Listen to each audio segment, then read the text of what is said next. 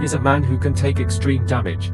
Once, a nuclear bomb exploded behind him. The flames burned him completely, but he regenerated and healed his body. He's also a man who can endure intense pain. He was once torn in half, but he regenerated and restored his body, yet their personalities are totally opposite. Wolverine doesn't actually like pain. His weapons are bone claws that shoot from his fists.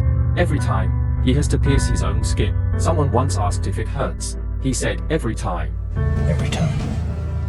When Wolverine fights, he mostly avoids getting hurt, unless he goes berserk.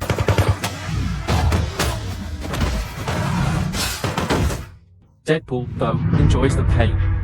Once, out of frustration, he started punching Colossus. His right hand broke, so he used his left. Then he broke both arms and kicked until his legs broke too. To escape handcuffs, he just sawed off his own hand. Even his screams sound like he's enjoying it.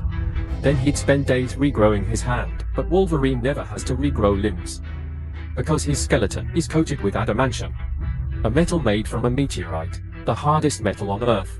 This makes him virtually indestructible, but if you cut off his head, he'd still die. Deadpool's different. His healing factor is so strong. He once blew himself up, but regenerated. Deadpool's the ultimate anti-hero, saving the world, with jokes, even dying with a laugh. He was just a normal guy, with a terminal illness. Then, they injected him with a mutant gene to activate his healing powers, which cured his cancer and made him immortal. But during the process, the gene clashed with his DNA, destroying his skin. The universe played a cruel joke. His body regenerates endlessly, but it always comes back scarred. So, Deadpool embraced his chaotic life. Life's a second chance, and he's got the gift of immortality, so why not treat life like a game? Wolverine, though, is different. His life has been full of suffering. Born in the early 1800s, the son of a landowner, he was always sick, never had a carefree childhood. In a family feud, he saw his father killed by the gardener. In a rage, his mutant genes activated, and bone claws emerged. He went mad and killed the gardener. But the gardener's last words gave him another shock. The gardener was his real father. Wolverine had no home, grew up in violence.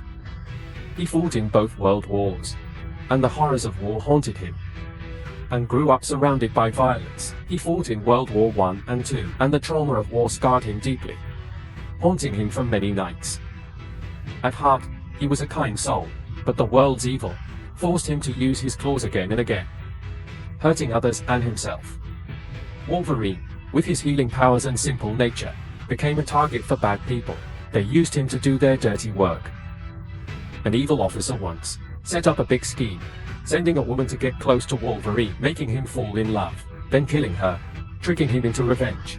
He agreed to have adamantium implanted. Wolverine endured more pain than any human could imagine, surviving a brutal experiment.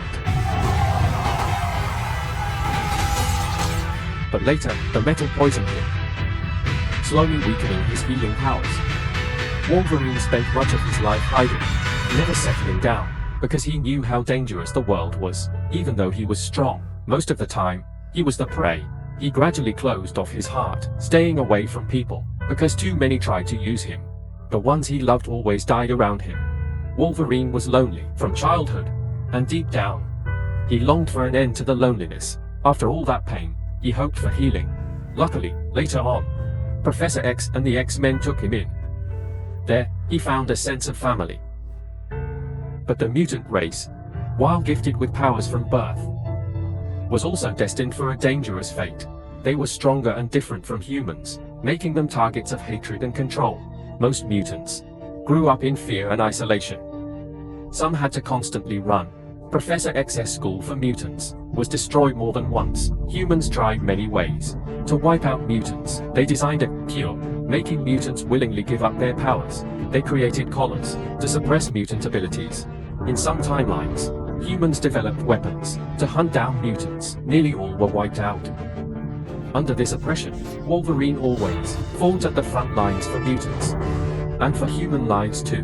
By 2029, someone developed a gene-altering substance, and secretly put it in food, causing most mutants worldwide to lose their powers. Unaware of this, Professor X and Wolverine grew old. As mutants became ordinary people, the school faded away. Professor X got a neuro disease. During a seizure, his powerful mind control failed. This team that saved the world countless times was wiped out. Wolverine and the professor went into hiding, barely surviving. Wolverine lost hope in life. He always carried an adamantium bullet to end his own life. They eventually met a group of young mutants. Of course, evil humans wanted to experiment on them to protect the kids. Both Professor X and Wolverine died at the hands of humans. Wolverine's legacy is that of a strong, sincere man, even though the world never treated him kindly and hit him time after time, giving him centuries of suffering. He stayed sad and angry, but never lost himself or ran away. He always stood up for the weak and for justice without hesitation. Wolverine was a true hero who saw life's harsh reality, but still loved living. Even though he said early on he didn't want to live, deep down, what he really wanted was to live a full life. Because we know him so well, when we saw Wolverine's sad death, we all shed tears for him and felt deep regret. Wolverine is back. This time, he teams up with Deadpool, who's totally different from him. Deadpool doesn't care about life or death. In the dark world of mutants, he follows a completely opposite philosophy. He knows the world has good and bad, ups and downs, but he just doesn't care. As long as he's having fun, that's enough. The X-Men say don't kill, but Deadpool says some people's heads are made for bullets. Some say time travel is dangerous because of the butterfly effect, but Deadpool jumps through time anyway, saving random background characters. He even went into Wolverine's timeline to take out that fake Deadpool. Then he jumped into his own actor's timeline, and right before the actor took a role he'd regret, Deadpool took him out. Now in the upcoming Deadpool and Wolverine movie, all the X-Men mutants are officially back in the Marvel Universe. Here, Deadpool encounters the multiverse concept, and for the first time meets people like Captain America. Finally, he finds the idol and rival he's been looking for, Wolverine. Their face-off is something fans have been waiting nearly 20 years for. The serious Wolverine and the carefree Deadpool create a clash of opposites. Of course, they're going to fight, and when two immortals clash, it's going to be brutal. But what we're excited for isn't just their fight. We're hoping that happy-go-lucky Deadpool can shake up the grumpy Wolverine, add some chatter to his silence, some silly fun to his gloom. They'll fight together, and in the chaos, they'll add their own mark to their lives and to the universe's peace. Ryan Reynolds is 47. Hugh Jackman is 55. Reynolds has played Deadpool for 15 years. Jackman has played Wolverine for 24. We've had many Supermen over the years, and many Batman too, but they've always been here, always lovable.